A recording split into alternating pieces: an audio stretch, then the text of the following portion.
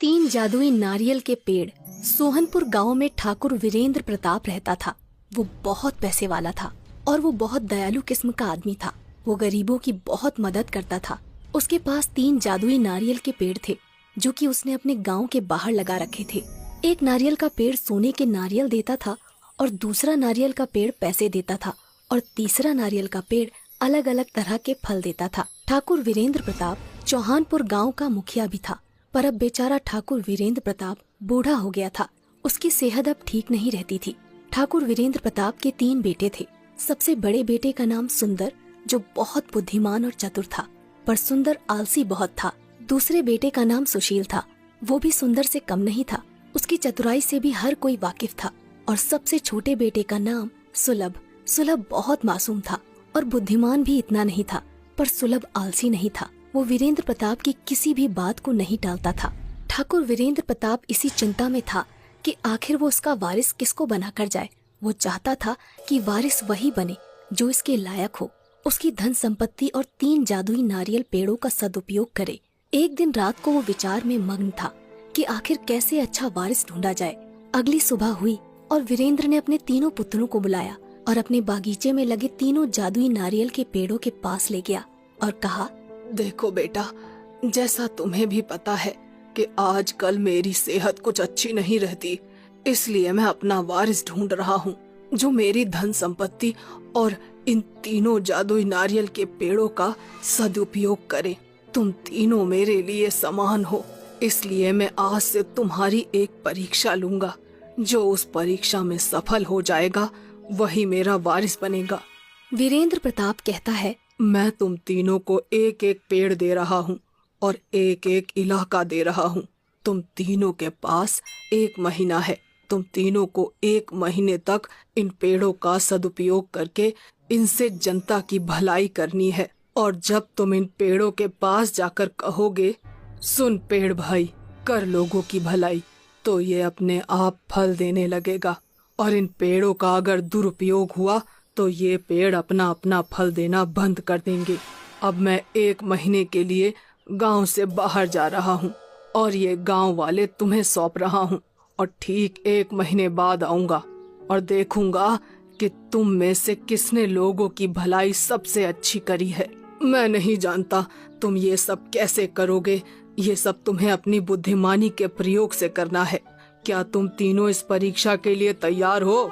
तीनों बेटे एक स्वर में कहते हैं, जी पिताजी, आप फिक्र मत कीजिए, हम आपकी परीक्षा में सफल होकर ही आएंगे।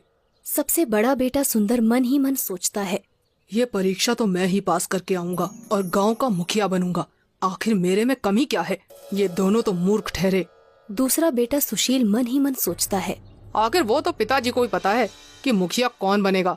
मुखिया बनने के लिए योग्य सिर्फ मैं ही हूँ। मैं सुंदर भैया से किसी काम में कम नहीं हूँ और सुलभ तो इस परीक्षा में कहीं है ही नहीं। सुलभ मन ही मन सोचता है, पिताजी ने यह परीक्षा रखवा कर अच्छा किया। चलो, हमें भी अब थोड़ा मदद करने का पुण्य मिलेगा। वीरेंद्र सिंह बड़े बेटे सुंदर को सोने के नारियल वाला पेड़ दे देता है। फिर दूसरे बेटे सुशील को नारियल के पैसे वाला पेड़ दे देता है और सबसे छोटे बेटे सुलभ को तरह तरह के फल देने वाले नारियल का पेड़ दे देता है और कहता है, ठीक है बच्चों, अब मैं चलता हूँ। मेरा आशीर्वाद तुम तीनों के साथ है।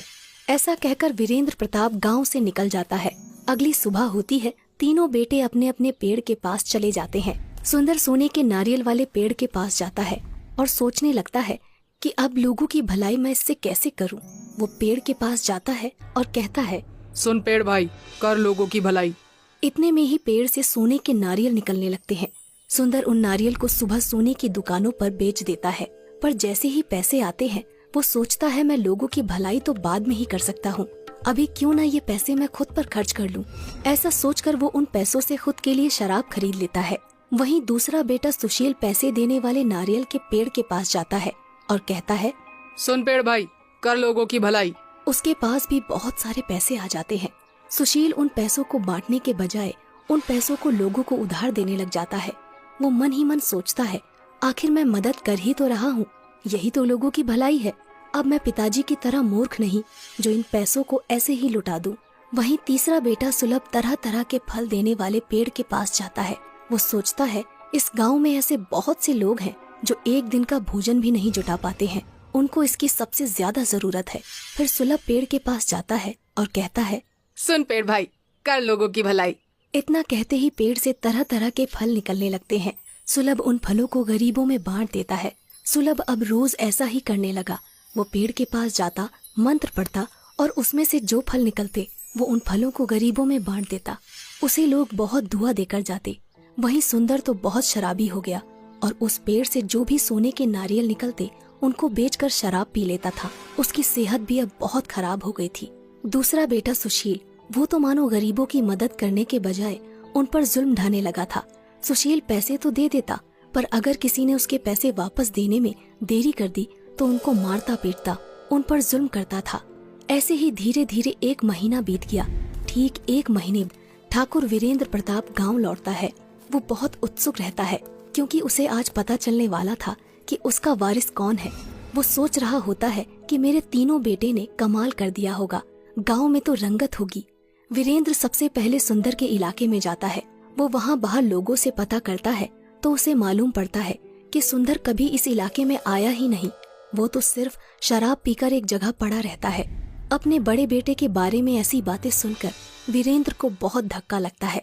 उसने कभी सोचा भी नहीं था कि उसका सबसे बड़ा बेटा सुंदर इतना बुरा नाम कमाएगा। खैर, फिर वो अपने दूसरे बेटे सुशील के इलाके में जाता है। वहाँ जाकर तो वो चौंक जाता है। सुशील इलाके में तो आता था, पर वो सिर्फ वसूली करने के लिए। सुशील के नाम से गांव वाले लोग बहुत डरते थे। उसका नाम सुनकर ही कांपने लग जाते थे। अपने बेटे के बारे में ऐसी बातें सुनकर वीरेंद्र को बहुत दुख होता है। वीरेंद्र वहाँ से आगे बढ़ता है और सुलभ के इलाके में जाता है और वो वहाँ देखता है कि सुलभ के इलाके में खुशहाली है। लोग मस्ती से अपना काम कर रहे हैं और सुलभ को दुआएं दे रहे हैं। सुलभ की तारीफ सुनकर वीरेंद्र का मन बहुत खुश होता है। वीरेंद्र फिर सीधा अपने घर जाता है और अपने तीनों बेटों को अपने कक्ष में बुलाता है। तीनों बेटे वीरेंद्र के पास जाते हैं। सुंदर और सुशील वीरेंद्र को देखकर उनके चरणों पर गिर जाते हैं और कहने लगते हैं, पिताजी, हमें माफ कर दीजिए पिताजी। हम लोगों की भलाई नहीं कर सके। आपने जो हमारी परीक्षा ली, हम उस पर भी खरे नहीं उतरे। हमारे दुरुपयोग करने से वो पेड़ भी गायब हो गया। सुंदर और सुशील, तुम दोनों को अपने छोटे भाई सुलभ से कुछ सीखना चाहिए। उसने कितने अच्छे से अपने इलाके को संभाला और गांव वालों की भलाई करी। इतना कहकर वीरेंद्र सुलभ को अपने पास बुलाता है। सुलभ, इधर आओ बेटा। जी पिताजी। सुलभ, मुझे बिल्कुल भी उम्मीद नहीं थी कि तुम इस परीक्षा में पास हो जाओगे, पर तुमने साबित कर दिया कि तुम ही मेरे असली वारिस हो। शाबाश बेटा, शाबाश। नहीं पिताजी, मैंने ये सब वारिस बनने के लिए नहीं किया। मैंने ये सिर्फ लोगों की भलाई के लिए किया। और जब मेरे बड़े भाई सुंदर हैं तो उनके रहते मैं वारिस नहीं बनना चाहता। वाह बेटे वाह, तुम तो बेशकीमती हीरा निकले। तुम्हारी सोच को तो तुम्हारे पिता नमन करते हैं। तुम इस परीक्षा में पास हुए हो, इसलिए असली वारिस तुम ही हो बेटा। ऐसा कहकर वीरेंद्र सुलभ को गले लगा लेता है और अगले ही दिन सभी गांव वालों के सामने सुलभ को अपना वारिस और नया मुखिया घोषित कर देता है।